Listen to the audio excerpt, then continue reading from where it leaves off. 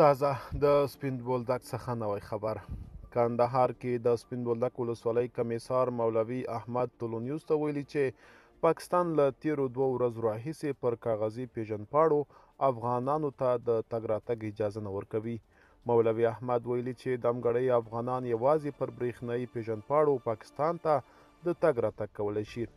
د سپین بولدک د کمیسار په خبره د پاکستان د پریکړې د ډیورن فرضي کرښې د دواړو خواو میشتو خلکو ته ګڼې ستونزې پیدا کړې دي.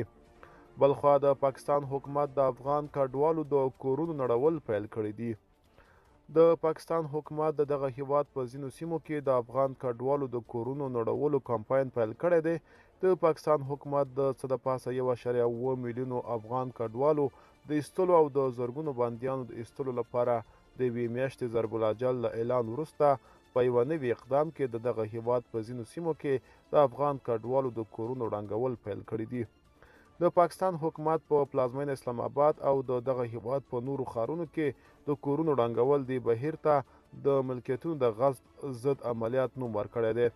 په اسلام آباد کې د افغان کډوالو د شورا مشر میر احمد روفي د دغه کورونو ویجاړول تایید کړي او ویلي دي چې په دغه هیواد کې افغان کډوال له بد وضعیت سره مخ دي.